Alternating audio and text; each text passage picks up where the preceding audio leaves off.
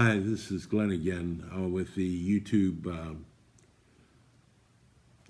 Trials and Errors channel, and this will be my broadcast. This broadcast will be of my early years, and will tell you about some of the influences that my early years had on my life and what they did with me. I was born in the mid baby boomer cycle, and if you're familiar with the baby boomer cycle, there was a lot of things going on at that particular time. There was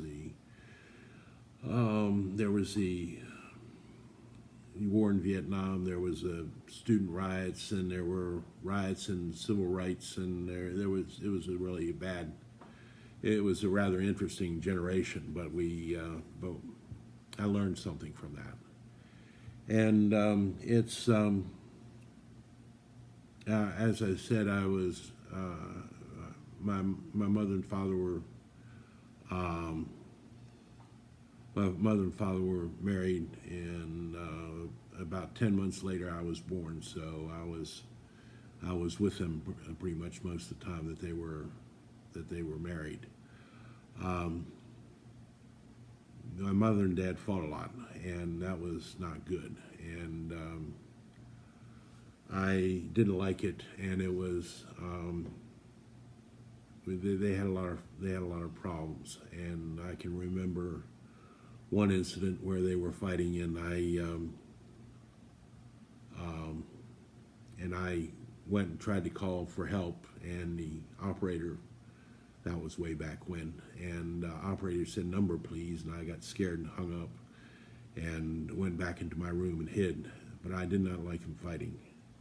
And they finally divorced when I was 5, and my mom, my sister, and I went to move in with my grandparents. Now, my grandparents they were nice. They had a nice home. They were well educated. My grandmother was used to be a teacher, and but after she got married when they were young, she was a good housewife, and she cooked, and she was also a very good Christian, and she took us to Sunday school, made sure we got to Sunday school every day, every Sunday. Matter of fact, I even got a perfect attendance pin one year. And that was kind of cool. But anyway, my grandfather was he was smart, and he was an executive in a local company that was in our hometown, and he ran a strict house, and he and my mother used to have arguments, and that was no fun at all. And but he also did give me he also started me out on my career and helped encourage me in my career. And that was really good, and that career eventually supported me throughout the rest of my life. As I said, my grandma or my mother used to fight with my grandparents or with my grandfather, and that was not good. And but anyway, before I go to that, let me get to the point where I had the best time of my life. My mother met a guy who was a very smart, intelligent, big guy, and he had a farm, and it had a stream running through it, and it was a beautiful place. He had a bunch of rundown buildings, and we used to go out there every weekend and play out in the farm, and we'd go play wade in the stream. He had some watercress he had a natural spring, and he had some watercress, and that was good. And he had a bunch of rundown barns, and we used to play in those. And we used to try to build them up. And he had a big hay loft, and we used to arrange the bales of hay into forts and different buildings, and that was cool. And we had a good time. And I really liked the guy. And I'd hoped my mom was going to get married to him, but the unfortunate part was he was an alcoholic, And he was not. It was not a good deal. And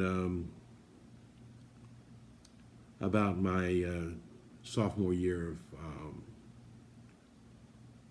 my sophomore year of high school, my mom decided that she was going to move out of my grandparents' house, and that was good. And for my junior year, I had good grades and everything else, and it was a good year. But as a matter of fact, I made A's and B's that year, and most of the time I made C's and D's. And but it was good when I was out there with my mom, and actually her boyfriend was staying with us too at that time. But anyway,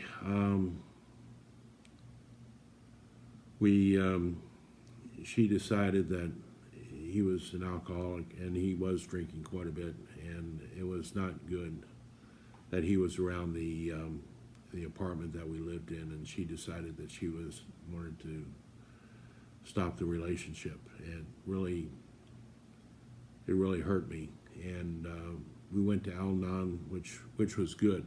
I learned a lot from Al-Anon, and but it drove me to a point where I wanted to rebel against her, and I rebelled, and I took the family car and I drove it for a while, and I got into trouble for it because I had no license, and I was not.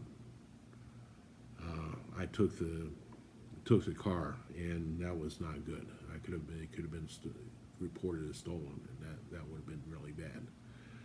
But it wasn't, and I did pay a price for it, and it was not as bad as it could have been, but it was a price I had to pay.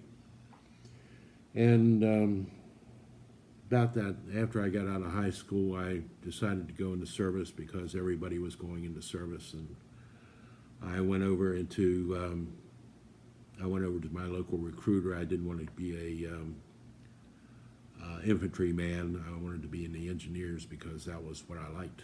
And my recruiter had said, we don't have anything in construction engineers, but we got a lot of openings in combat engineers. Well, me being young and dumb, I decided to go on ahead and take combat engineers. Well, little did I know those people were getting blown away over Vietnam. And when I moved out of the service, when I got out of service school, I was sent immediately over to Vietnam.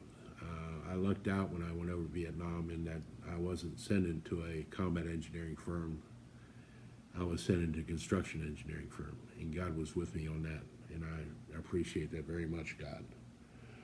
But anyway, about that time, about the same time I was in the service, I got married to my first wife, and we were.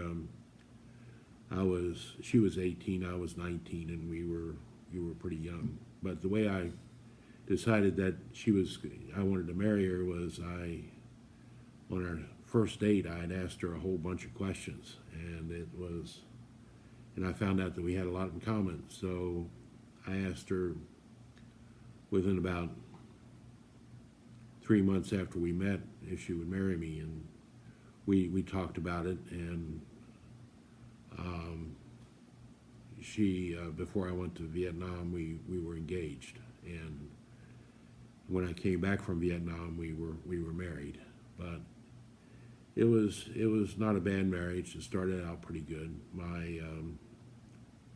We had a daughter by that marriage, and she's been a blessing and a trial. And but it's been interesting. But anyway, let me show you my only wife. Say hi, Hazel. Hi. Hazel's my one and only. She's my angel. She takes good care of me, and she's even helped me in this broadcast, and it's been very. She's been a very real help, and she does all the computer stuff. I just go on ahead and say the words and go on ahead and say the things. But anyway, I did want to say, yeah, I see you back there. But anyway, God has worked through my life, and I'll tell you a little bit more about how He has worked and how that those processes have changed my life and everything. And it's been interesting to talk to you, and hopefully I can talk to you more, and we'll see how it goes. But anyway, it's hopefully you'll continue to watch me, and I'll have more about my life and how God has worked within my life, and it's been a real pleasure. Anyway, have a great day, have a blessed day, and have a blessed new year, and may God give you all the blessings that you need, and because we may want a lot of things, but they may not be what we need, and we should ask for what we need, and God will give it to us. Anyway, thank you. It's been a great day. Hopefully we'll talk to you, and if we can, I don't know if we can get any feedback or not, but I'd like to have your feedback. Okay? Have a blessed day. Goodbye. Phew.